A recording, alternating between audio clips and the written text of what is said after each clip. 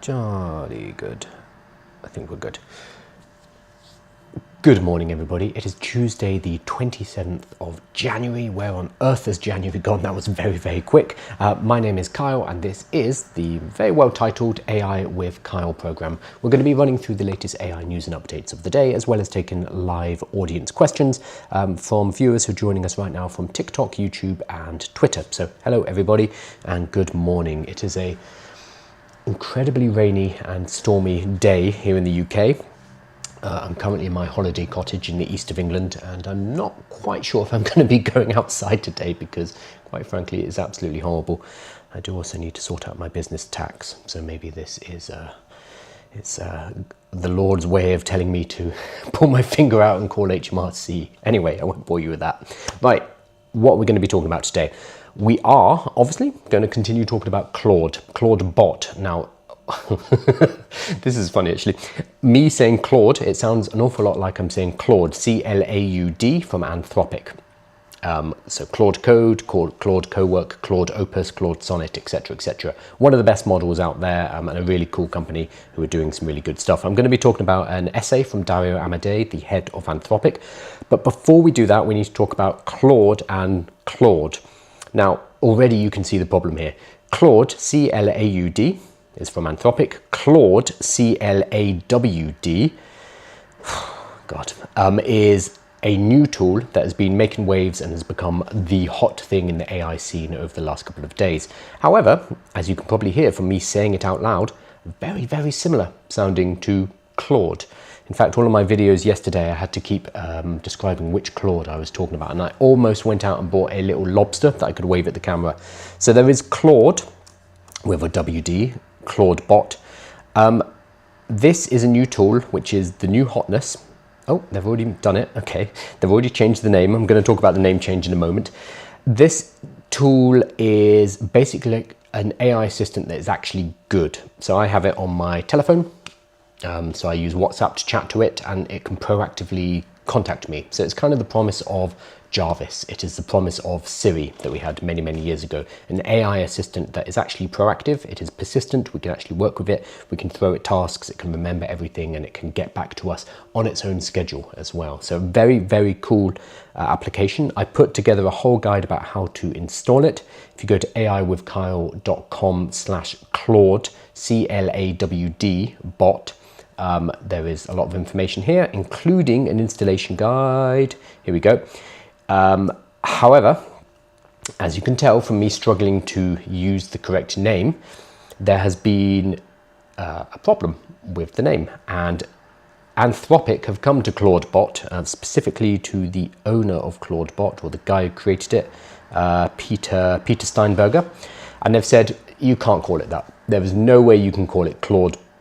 That is too similar to Claude Sonnet and Claude Opus. They sound exactly the same when you say them out loud. Plus, it is an agentic AI assistant in the same way that our Claude Code or Claude Cowork are. So this is a category infringement. This is a name infringement. You cannot have a similar sounding name in the same category. That is an IP infringement. So Anthropic have, unsurprisingly, I would say, come to him and said, no way, you need to change that name, and he has. I think this was the only thing he could do. They have changed the name Clawdbot to Moltbot, as in when it molts off. And Claude, C-L-A-W-D, has become Molty, M-O-L-T-Y. Still a terrible name. Even when I say Moltbot, I'm going to have to actually specify M-O-L-T. And I think in UK English, we spell it M-O-U-L-T. Yeah, we do. So it has a spelling variant. So it's still not a great name. But as you know, crabs and lobsters, they molt off their skin. And that's why we get soft shell crabs, interestingly, is when they're picked up just after a molt. So same lobster soul, new shell. Anthropic asked us to change our name, trademark stuff. Yes, and honestly, molt fits perfectly. It's what lobsters do to grow. Oh, I like that. That's really cool. So the new handle is Moltbot, same mission, AI that actually does things. So interestingly, a lot of people are saying, screw Anthropic, what the hell, they're like stepping on the little guys, and what right do they have to make you change your name? And I've got things like, here we go, is this a joke? Anthropic really asked you to change your name because pronouncing it is similar to Claude. How is Claude a trademark violation of Claude? Honestly, Anthropic deserves to go bankrupt for its bullshit trademark stuff, etc., etc., etc. In trademarks, in IP law, if you do not protect your trademarks, if you do not protect your intellectual property, that can hurt you later down the line. So it's not a pick and choose situation. You have to show that you are actively protecting your trademarks. This is just how IP law works. You can't look at one project and be like, they're harmless, they're doing something cool, don't worry about it. Because later, there might be a trademark infringement that is a problem. And if you have given one outfit kind of a go-ahead, or you said, don't worry about it, or you've ignored it, that can be used as precedent, that can be used in the case when you go against someone else. This is why companies like Disney and Microsoft and many of the large corporations on earth will aggressively pursue trademark infringement. Nintendo is another great one here. It's not because they're evil. It's because if they do not do so, it dilutes their trademarks, it dilutes their intellectual property. And at the end of the day, these companies are primarily intellectual property companies. They have to do this. So this is not them sitting in their office like, haha, let's screw this guy, Peter. They have to look after their intellectual property, otherwise it devalues and it waters down the value of that intellectual property. So there's a lot of emotional response to this, but if you know a little bit about IP law, you realize that this is not malicious. This is just how IP law works, or at least how IP law works right now before artificial intelligence comes and disrupts it. So Clawdbot has become Moltbot. If you go on the website, it's still on Claude.bot, but they've changed the name to Moltbot. This literally happened a few hours ago. So Peter, the guy who created it, is very rapidly making changes, it looks like. The poor guy also had his GitHub hacked. Someone took control of it. And I think some people have set up Clawdbot crypto coins, which he's not affiliated with. So this poor dude, Peter, has set this up and it's become wildly successful, and already scammers are moving in. Already hackers have tried to take his account. Already Anthropic, a multi-billion-dollar company, has sent him a cease and desist. So he's had an incredibly stressful week, I imagine. So if you are watching this, Peter, or if you see this later, I just want to say, just keep building. What you're building is amazing. What you've created is a really, really cool tool, and I'm sorry that you're having to put up with the noise and the mess that comes from around it. For those people who have not tried out Clawdbot, Moltbot, I need to get used to the new name. I have put together a guide. It's on aiwithkyle.com/Clawdbot. I'll also set a URL for Moltbot as well, so you can get there either way.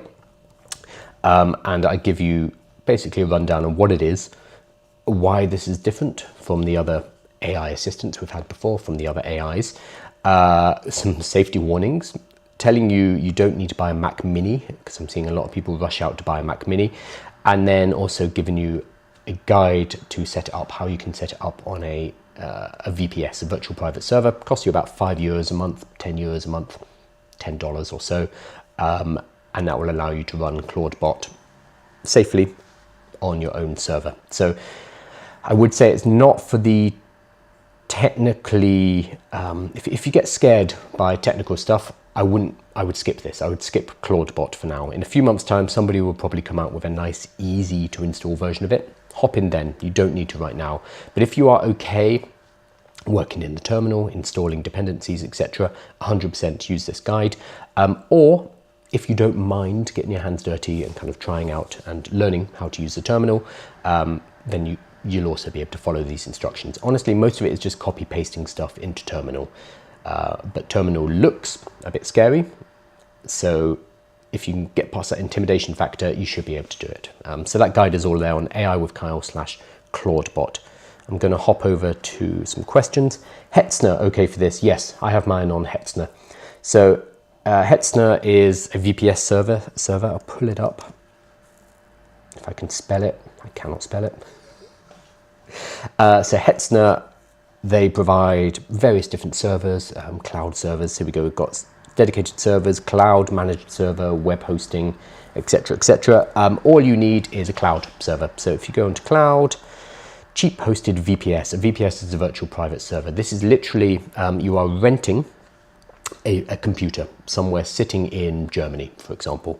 and you can pipe in to that server, and you can control it, you can run commands on it, but it is sitting there running 24/7, rather than you having to do what a lot of people have been doing for Clawdbot, which is buy one of these, buying a Mac Mini for, I don't know, a couple of £1,000. A lot of people have been saying you need to buy one of these to install Clawdbot on. You do not. Don't do that. That's a silly thing to do. The only reason you want to do that is if you're running many instances of Clawdbot at the same time. If you're running a team and you're orchestrating them all together and you want to run it privately, you want to run it locally and securely. Otherwise, it's going to be overkill. So Hetzner, as Wise Guy has just said in chat, is a really good option here. So I'm using, I forget, probably, I've forgotten. I think I'm on the dedicated, but here we go. It's like €6 a month, €10 a month. It doesn't cost that much. No, dedicated is a bit more. Here we go. €12 a month or €24 a month. Much cheaper than buying a Mac Mini. So don't rush out and buy a Mac Mini just to run Clawdbot or Moltbot. On that, hilariously, so these are wonderful. This is a wonderful little machine. I use this as my on-the-go machine. I have a little case that it goes in. This is, for its size, basically a supercomputer. This is an M4 Pro maxed out memory. I forget what it is. It's like top of the line Mac Mini. This is amazing. Do not buy a Mac Mini just because of Clawdbot, but you might want to buy one for other reasons, because for its size and for its cost, it is an amazing piece of kit. What I would say, it's a bit cheeky, but right now there's a lot of people falling for the hype, and they are watching videos on X, they're watching videos on Twitter, TikTok, etc., telling them to buy a Mac Mini to run Clawdbot. A lot of people are rushing out right now to buy a Mac Mini.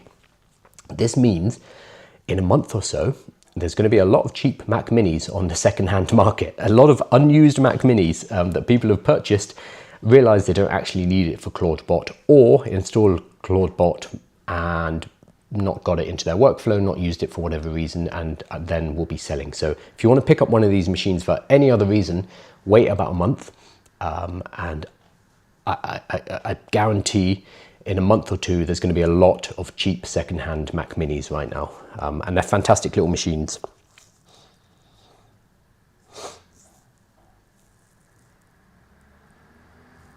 What can we do with this bot? Yeah, so I've got a few people asking, what's Clawdbot do? What can we do with this bot? I understand your English, it's very clear. Good. I'm from London. You're hearing my kind of posh accent at the moment.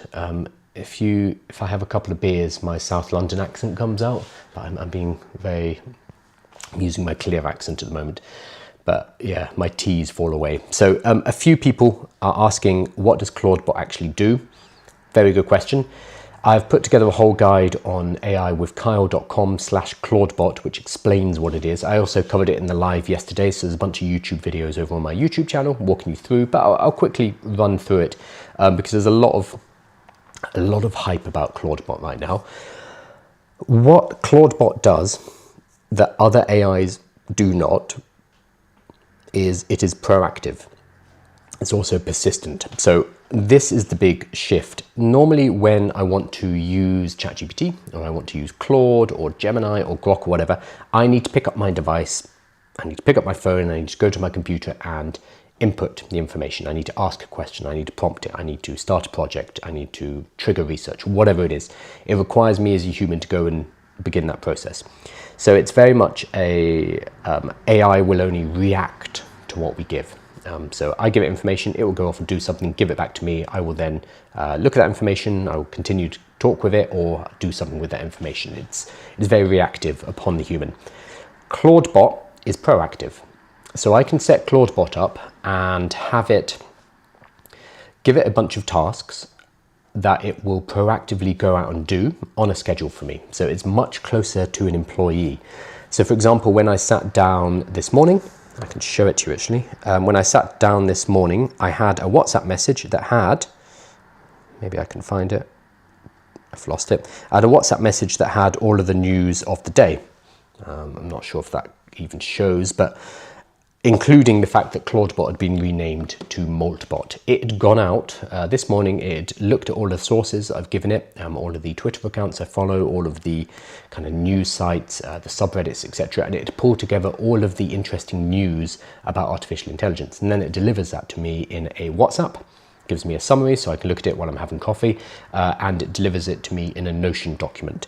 So that's one of the tasks it's doing for me. I also have it send me video idea suggestions every morning. So it would go and have a look at what's trending on TikTok, what's trending on Instagram, send me some ideas, show me some videos that are doing well from other people, give me some script ideas, and then throughout the day, it will also nudge me like, hey, have you shot your videos yet? So it is proactively messaging me. So it's much closer to a personal assistant or an executive assistant. And you can also set it up for, I mean, your imagination is the only limit here. You can set it up as a health coach, as a well-being coach. You can have it kind of check in on you. If you're trying to stick to a nutrition plan, for example, it could research and send you recipes based on information you've given it before. It can keep track. It will be able to persistently remember everything. And it will be able to proactively send you messages about what you should be eating today, what videos you should be creating, what your schedule is like, giving you book suggestions based around what you're thinking. So suddenly it's the promise of what Siri should have been a decade ago. The idea of having a real virtual assistant that you can talk to, it remembers everything and it's persistently there, and it reaches out to you. It doesn't wait for you to talk to it. So that's the promise, and that's what people got really excited about. I think over the next year or so, we're going to see much more polished versions of it. So Clawdbot is fantastic, but I'm thinking of it more as a kind of a proof of concept of a fully functional autonomous AI assistant. It's a Jarvis, like in Iron Man, and it works. But right now, it's a bit of a pain to get running. You need to be comfortable with the technology. There are some very large security issues connected to it, because once you start giving calendar access, once you give email access, etc., that's going to open up a huge amount of attack surfaces for hackers. So I think this is an early version. I'm going to echo Riley. So Riley Brown, he put out a tweet. This was yesterday. Prediction: Clawdbot hype dies down in 3 weeks, but then returns with a vengeance in June, August, when use cases become clearer, models become better, easier integration, skill configurations more packaged, etc. So I agree with this. I think somebody is going to take what is happening right now with Clawdbot and they're going to run with it. They're going to make it cleaner, easier, more functional, safer, and we're going to bring it into the hands of the wider public. This is what Apple could potentially do with Siri. I don't think they're going to, because the new Siri is out in February or March. So whatever they're releasing, they've already got kind of locked in. But Siri plus Gemini, because Apple have got a deal with Google now, they could create something like this, which works in the Apple and the Google ecosystems, allows interoperability within the ecosystem, allows security. Apple are really good at that, but giving us this true AI assistant. So I'm hoping I'm hoping all of the frontier labs and all of the tech companies are looking at Clawdbot right now and thinking, we could really do something with this. Because right now it's one dude who has open sourced a model and the whole of the AI internet is absolutely losing its shit about it. If Apple can do this properly, if Google can do this properly and get it into the hands of hundreds of millions of people, that's going to be really exciting. So I think what we're seeing is a preview of the next phase of artificial intelligence. It's the promise that we've had for the last few years, which hasn't really been delivered up until a few days ago. So it's very cool, but if you feel like you're missing out, don't worry, just wait a bit.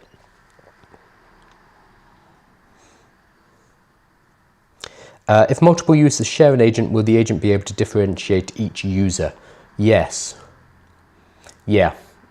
Because you're going to be talking from certain devices. So I've got it personally set up on WhatsApp and I've got it set up on Telegram, and I can have multiple AI agents talking to me about different things.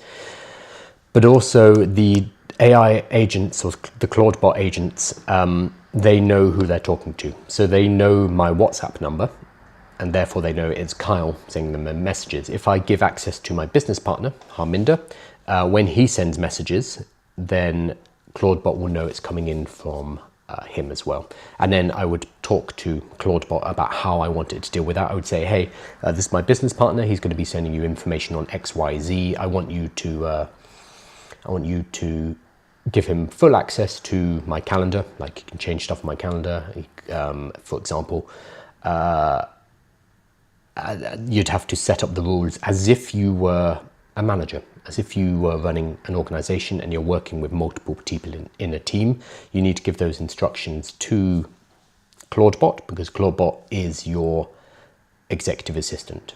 So yeah, you could absolutely have lots of people talking to it, and it would be able to route that. It'd be able to know who has certain privileges, who's not allowed to see certain things. That would all be centralized inside a Clawdbot. That's a really good use case of it, actually. Sessions share the same tools, right? Yeah. Not sure if I should do multi-agent setup or multi-sessions. Depends what you're doing. I think you probably have the flexibility to do both, though, honestly. Do you have to be technical to set up Clawdbot? Yes and no. I would say you need to be okay with the terminal. So if the terminal, like if you've ever used DOS, if you're old like me, then it's fine. But if you've never used the terminal, it looks terrifying. Let me show you what the Mac terminal looks like. I can't get it on my screen without, there we go. It's this kind of thing. God, this is complicated. I just want a picture of terminal. There we go. So this is what terminal looks like. So it is a little flashing cursor, and you need to input commands into that. If you are okay with that, or you're happy to learn how to use that, you'll be able to use Clawdbot. It looks scary because it is like the inner workings of the computer, but realistically what you're doing is you are getting stuff like this, so copying it and pasting it into terminal, pressing enter, waiting for it for a bit, then copying this, pasting it into terminal, pressing enter. Like, I've got all of the things you need to copy paste on this guide. So as long as you don't get kind of too freaked out by terminal, which looks scary, then it should be fine. You can also, as with everything right now, you can ask ChatGPT how to do it. So if you run into an error and terminal is throwing up some kind of error code saying, oh, I'm missing a dependency, or that command doesn't exist, you take that over to ChatGPT and say, hey, this is what I'm trying to do. This is the error message I'm getting. What do I do? And it's going to be able to help you diagnose that, which is a really useful skill in general. Stephen says it's renamed, right? Yeah, it's renamed now, right? Yes, we've just covered that. So it's now called Moltbot as of a couple of hours ago, because Anthropic sent them a cease and desist, unfortunately. But to be fair, the name was so similar that I'm not surprised. In fact, I wonder if he used that name so that he could get some kind of reaction from Anthropic, because this now pushes the publicity even more. I don't think that's the case, but potentially. Okay, speaking of Anthropic, Dario Amodei, who is the head of Anthropic, has put out this essay. I'm not going to read it because, well, I've started reading it, but I haven't made it all the way through. It is 15,000 words, which is quite a lot, Dario. It's very similar to the information that Dario was talking about at the World Economic Forum at Davos last week. This is kind of a write-up of the same ideas, where he's talking about what he thinks the risks of AI are right now and how they can be mitigated. So I think it's a really good read. I will put it in the newsletter tomorrow so you can go through it. But very broadly, they are autonomy risks. So I'm sorry, Dave, a reference to Space 2001. The idea that AI will become conscious in some way and will gain its own, these are very suitcase words, these are very packed words, but it will gain its own free will and autonomy, and it will want to do its own thing. So that's the autonomy risk. The next one is a misuse for destruction. So allowing humans, if we give humans these tools, we can use them for great things and we can use them for terrible things as well. Like a lot of technologies, the technology itself is relatively neutral, but there are good actors and there are bad actors out there. And as Geoffrey Hinton has warned, by opening up open source, by giving away these kind of models, by giving this power to everybody, that means that the baddies have this too, however you define the baddies. So that's the second one he talks about. The third one, the misuse for seizing power. So the first, surprising and terrible empowerment, is mainly about individuals. The odious apparatus, the misuse for seizing power, is about government. And we're seeing a lot of, autocracy / fascism right now emerging on Earth.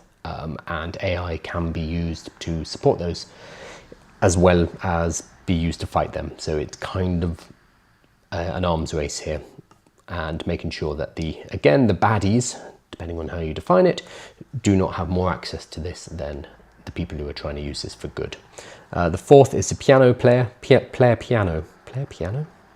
which is economic disruption. This is what Dario Amodei talked about at Davos in particular, basically saying about 50% of white-collar jobs will be gone in a year or two. He elaborates that a little bit more, and he had a discussion with Demis Hassabis at Davos, where Demis was basically saying it's going to take he was more optimistic that AI would create jobs, whereas Dario was saying, no, they're going to be demolished, and they're going to be demolished very quickly because the timelines are shrinking. Whereas Demis was saying there's going to be more jobs in the future. It's going to be a bright future. It's going to be fantastic. But in the meantime, it's going to be messy. They both agree that over the next few years, even if AI is going to take us to some kind of utopia, even if we are going to sort out, universal income, etc., unlikely, the next few years are going to be extremely messy. They're going to be horrible for a lot of human beings, and that is just where we're going, and both of them agreed on that. That is in part why I've created things like the 5-day AI readiness course, to try and get as many people as possible ready for what is coming, because we need to get our heads out of the sand. That is on aiwithkyle.com, totally free. There's a 5-day free course there. And then the last one, this is the one that I wanted to flag up, is he calls it the black seas of infinity, the indirect effects. These are the unknown unknowns. So there's a lot of issues that we know AI is going to bring up, a lot of challenges, a lot of things that we need to face. Dario is quite rightly saying that the real big challenges are going to be the ones that we can't even foresee right now. They're the unknown unknowns. We do not even know what we do not know. These are going to be the ones that will get us by surprise 5 years from now, 10 years from now, and us right now, sitting in the present, cannot predict them. We do not know what these are going to look like. So these are the scary ones, the really scary ones. And he runs through quite a few potentials here, and they get a bit science fiction, but I think we do need to look to sci-fi. We do need to look to futurism to work out what the world might look like moving forward. But then he ends on a positive note saying humans are pretty great, and we have managed to work our way through most problems, which I broadly agree with. I think humans are amazingly resilient and have dealt with an awful lot of challenges, and we seem to somehow muddle our way through. The question is whether AI is a different type of challenge. If we do create AGI, if we do create ASI, it would be the first time that we have encountered something that is smarter than us, and how are we going to deal with that? I imagine poorly initially. We will try to destroy it, we will try to kill it, because that is our way. But I'm with Dario, I am generally optimistic that we're quite good at muddling our way through. Even if the short and the medium term is messy, over thousands of years we kind of get through things, and hopefully that will continue to be the case. But once again, that's cold comfort if it is you losing your job right now, if you have lost your income, if you can't feed your family for the next few years. You don't care what the next couple of 100 years look like, because you are very, very understandably worrying about right now. And I think we do need to do so. We need to engage with this technology and work out how we as individuals and how we as a family and our communities, how we are going to do well from this. Because right now, it is the billionaires and the people in San Francisco who are going to do well from this. We as normal people, we need to work out how we can also. And the technology is available for us. You just need to educate yourself and start to build, start to create, build your own businesses, teach other people, learn how to do all of this stuff. It is a wide open playing field right now. I will put the whole newsletter, the whole essay into the newsletter tomorrow. It's a long one. It is 15,000 words. I am going through it much slower now. I've skimmed through it before, but I'm going to read the whole thing over the rest of today because it's a chunky one, but definitely have a look at it.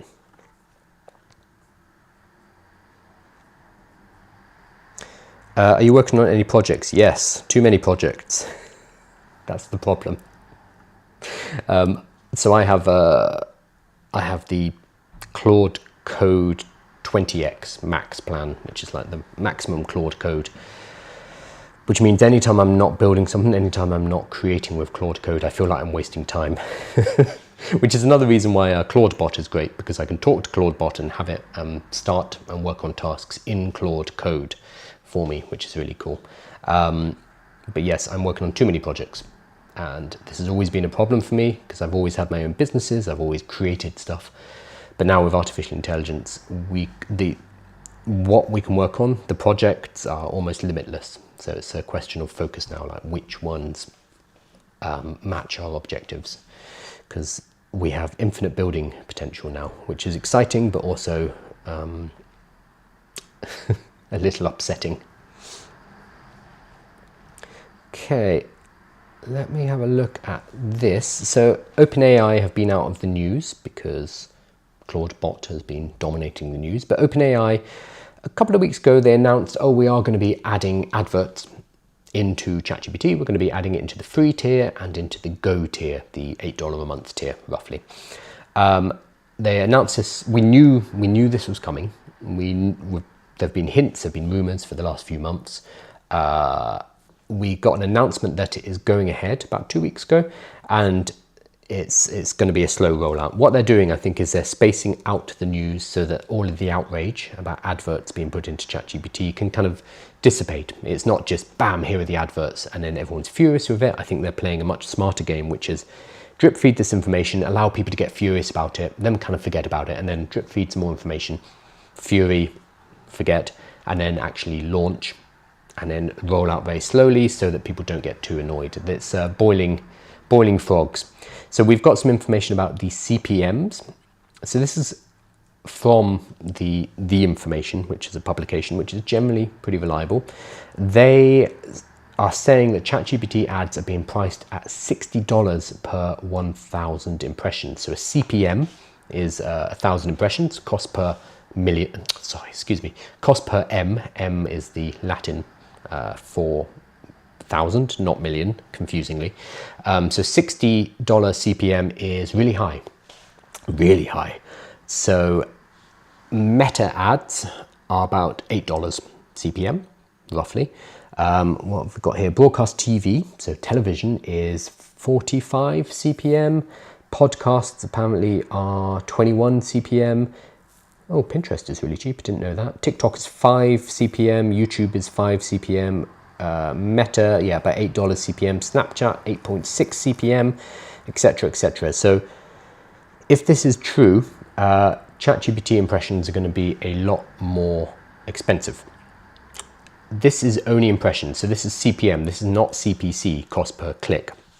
Cost per click is generally a more useful metric when you are driving traffic to a website and when you are driving traffic directly to a sale. However, it's really hard to compare CPC across different channels and across different intent levels. That's why they are using CPM here, because CPM you can compare to other channels. You can meaningfully say, oh, it costs us this amount to get to 1,000 people on ChatGPT, and it costs us this amount to be seen by 1,000 people on television. That's a meaningful distinction.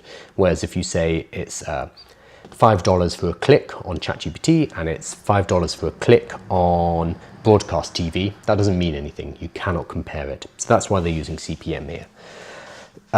If this is true, it's extremely expensive, which means OpenAI are, well, confident or overconfident that this is going to be a highly valuable marketing channel. Previously, I was saying, and I'm obviously wrong about this, I was saying, hey, when they do release the ads, make sure you jump on them because I bet it's going to be cheap. Normally when a new ad platform comes out, whether it's Meta, TikTok, Snapchat, whatever it is, generally it's the cheapest way to get in front of people because they subsidize the cost of the advertising in order to grow and to get advertisers onto their platform.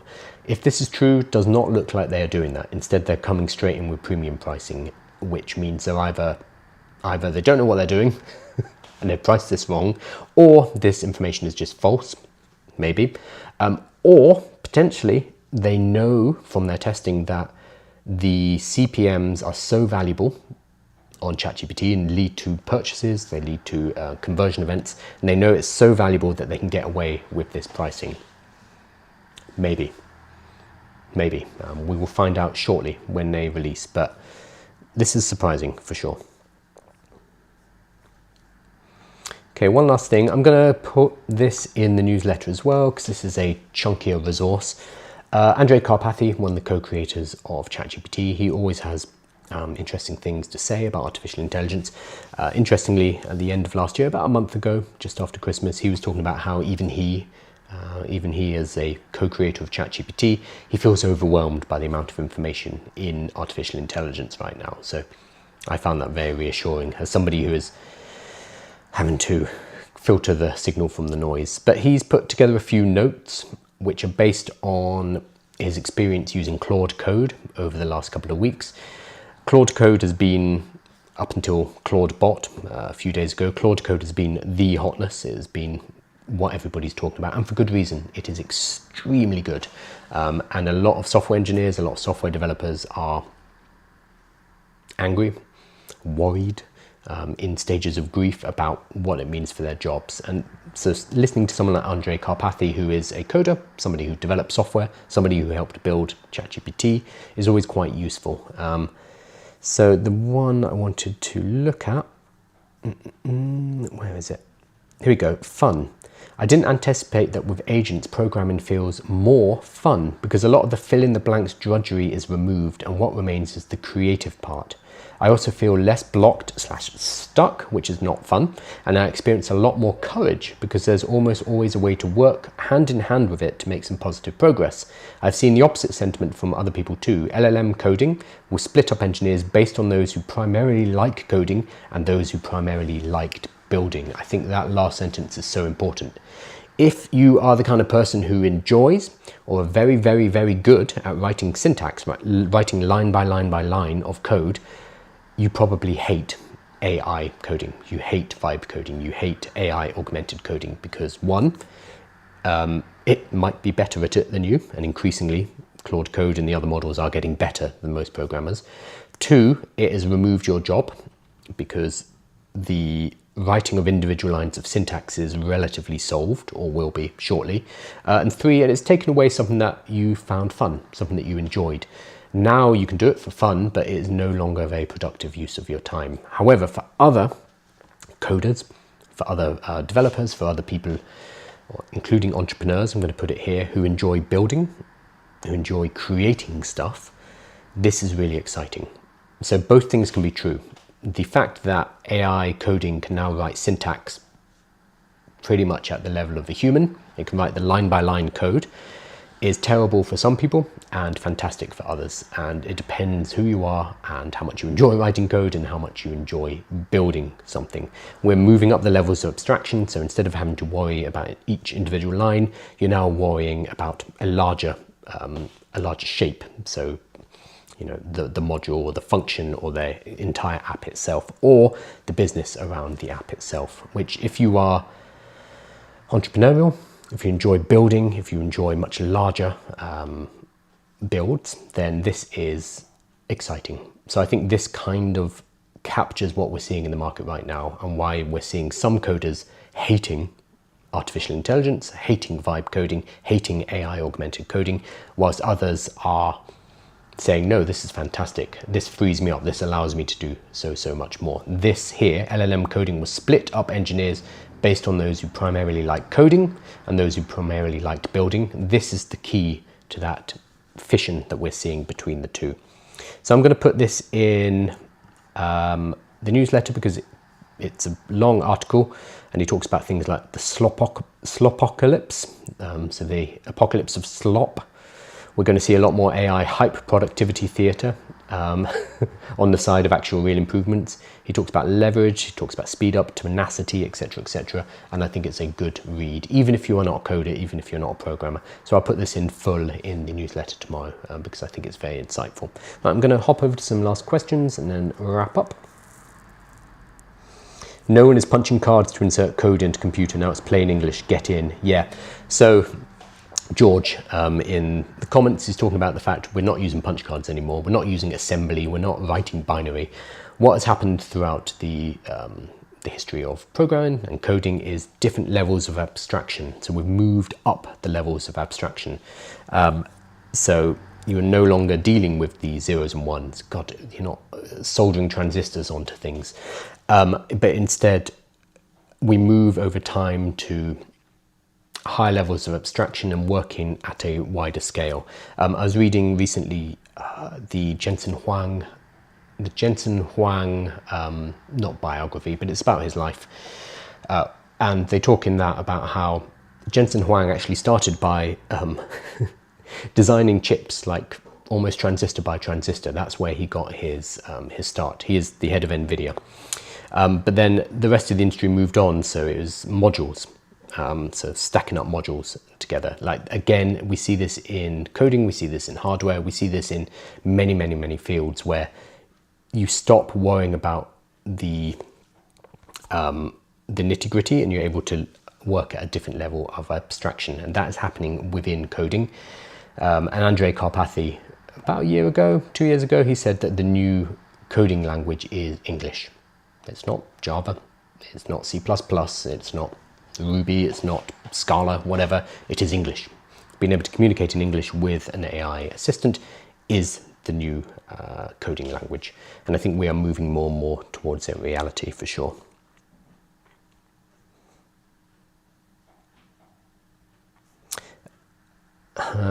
Kyle, how do you monetize with conferences? I don't tend to do conferences, no. Actually, that's not true. I'm helping some conference organizers right now put together a conference. I'm going to be hosting it.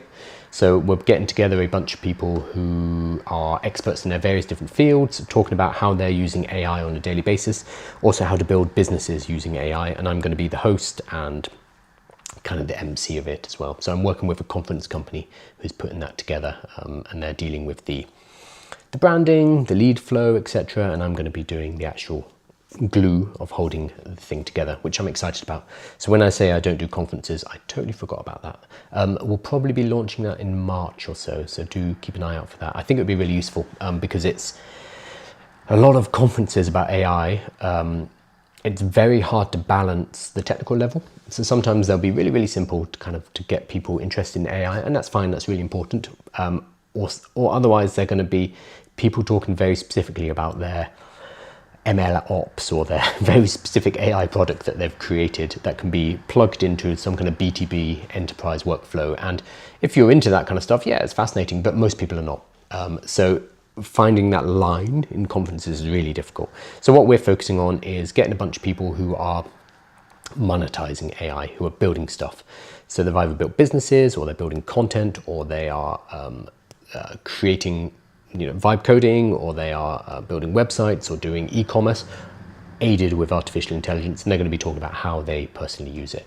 Because for me, I think AI is super, super, super exciting for entrepreneurs, for people who want to run a business online. I started my first online business about 20 years ago, and I had to build the website, I had to set up all the e-commerce, I had to make the product, I had to do the customer services, I had to deal with absolutely everything. Absolutely everything. That's no longer the case anymore. So the barriers to entry, the ability to create something and sell something is decreasing. You just need to have a good idea and be able to execute on it very quickly using artificial intelligence. So I am helping run a conference with that, but no, I don't normally monetize with conferences. In fact, this is a free conference, so not this either.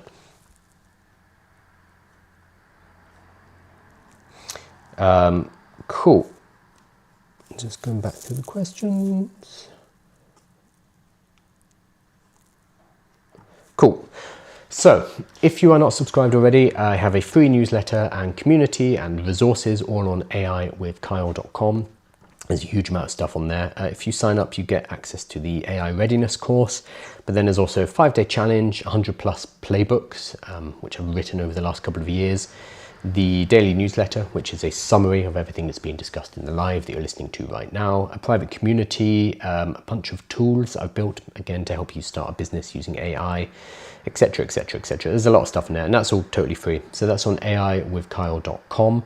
I also wanted to flag up in my resource section, if I can find it. Well, there's a whole bunch of different guides here. Oh no, it's not here yet. So the Clawdbot guide. There's a lot of buzz about Clawdbot. It's no longer called Clawdbot because it got cease and desist earlier today. So I need to change this website. But the information is still the same. There's a guide to how to use Clawdbot, how to get it installed down here. So that will be useful as well. So it's aiwithkyle/Clawdbot, CLAWDBOT. And I'll also set this to Moltbot as well, MOLTBOT. God, annoying names. To help people get started with that, because it is really, really cool. Free, you said. Yeah, it's all free. So over the last couple of years, I've written these playbooks. I've written about 100 of these playbooks. So let me pull one up, for example. This one is Leapfrogging Competitors Using AI. This is all written manually as part of my newsletter over the last couple of years.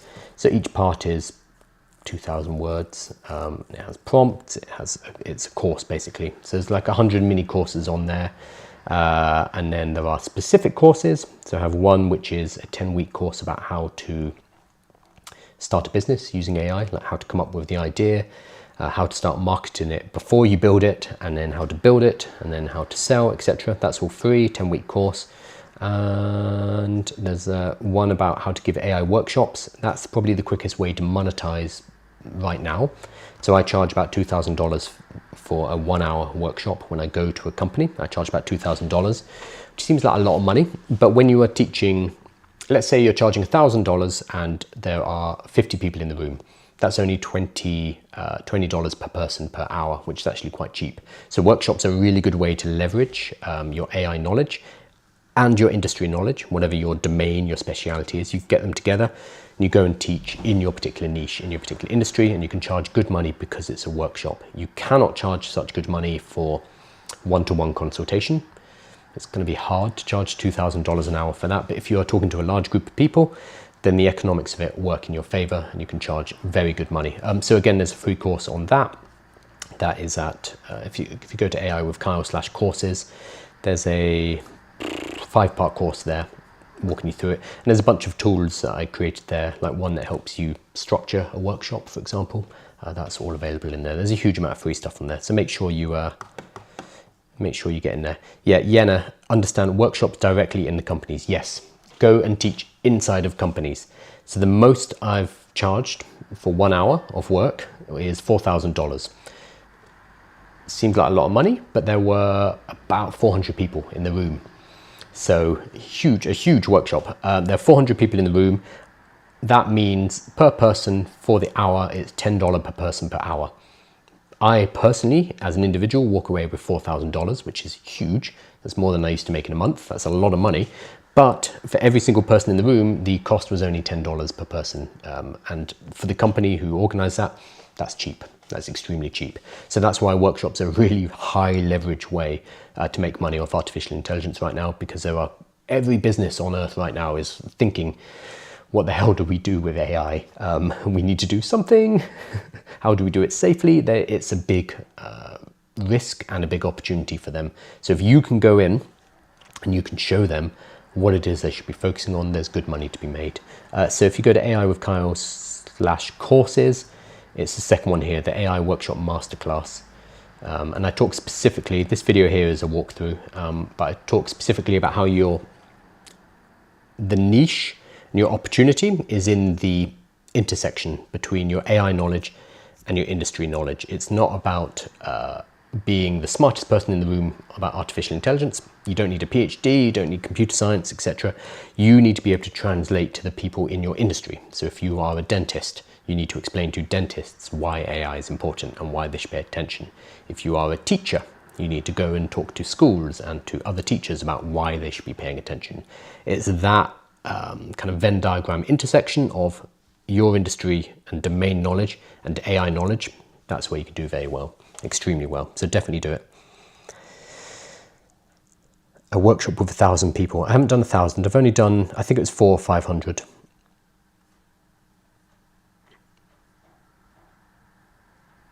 Make workshops general or niche. Definitely niche. General workshops don't really make sense because somebody could just go on YouTube and watch a YouTube video. Whereas if you niche down and you talk specifically to whatever your niche is, let's say you are an aeronautics engineer. If you can go and talk to aeronautics engineers about why they should pay attention to AI, you can make very good money. Also, niching down makes a lot of sense for marketing. If you just put yourself out there as an AI workshop facilitator, that's too general. Whereas if you focus in either on a industry or geography, like your town, for example, or a particular demographic, then you have something that's much more marketable than just, I hope you do AI, because AI is too wide, absolutely too wide. Okay, I'm going to finish up. Like what Marcello does with Nuiti. Do you mean Marcin? I know Marcin runs, wait, doesn't run, does he run Nuiti? No, he doesn't run Nuiti, but he built off the top of Nuiti. I think you mean Marcin. He's a friend of mine. Cool. I'm going to finish up. Again, make sure you're subscribed on the newsletter. There's also a YouTube channel if you want to get an edited version of this live, just tidied up, edited. That is over on, unsurprisingly, YouTube. And we are at, we've just hit 14,000 subscribers. Thank you, we're getting there. So make sure you're subscribed on YouTube and for the newsletter if you want to get this information in a more digestible form. Thank you so much, everybody. I will see you tomorrow. Cheers.